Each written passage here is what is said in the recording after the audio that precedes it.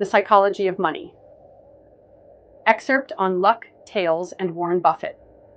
This excerpt delves into the often overlooked role of luck and the power of tail-driven returns in investment success, using Warren Buffett as a prime example. It argues that focusing solely on visible successes while ignoring the inevitable failures creates a distorted view of investing and can lead to unrealistic expectations and self-doubt. Tail-driven returns are the dominant force in investing, and they are inherently linked to luck and the acceptance of failure. The passage begins by highlighting the ease with which one can find information about Warren Buffett's net worth, average returns, and most successful investments. These are readily available and widely discussed. However, this focus on the positive outcomes obscures a crucial part of the story: the numerous failures and less successful investments that Buffett has made throughout his career.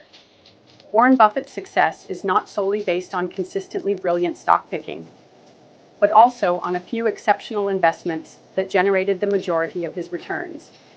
Buffett himself stated that he made most of his money on only 10 out of the 500 stocks he owned in his lifetime.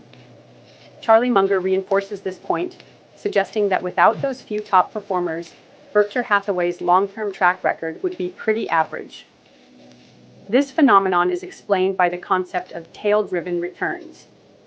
In many fields, including investing, extreme outcomes, the tails of the distribution, have a disproportionate impact on the overall results. A small number of big wins can overshadow numerous losses and mediocre returns. This is a fundamental characteristic of investing, and it's essential to understand it to manage expectations and avoid discouragement. The tendency to focus on successful role models' triumphs while ignoring their failures creates a distorted perception. We see Buffett's Berkshire Hathaway, but not the dud picks, ugly businesses, and poor acquisitions that are also part of his investment history. This selective focus can lead to unrealistic comparisons and make our own inevitable failures seem more significant than they are. Even the masters are wrong or only sort of right as often as anyone else. Their success is not about perfect prediction, but about how they manage the outcomes of their decisions. George Soros's quote articulates a crucial principle of investing. It's not whether you're right or wrong that's important, but how much money you make when you're right and how much you lose when you're wrong. This emphasizes the importance of risk management.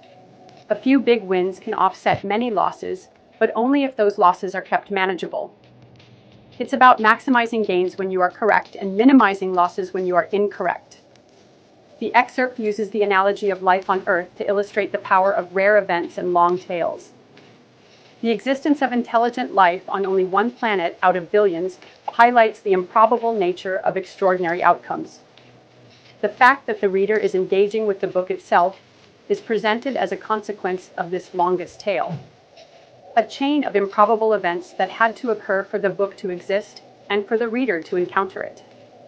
Overall, the passage argues that success in investing, even for someone as renowned as Warren Buffett, is not just about skill, but also involves a significant element of luck, the acceptance of failure, and the understanding of tail-driven returns.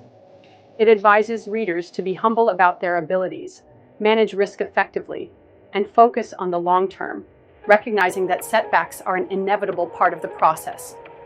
The analogy of life on Earth underscores the role of chance and the improbable nature of extraordinary outcomes.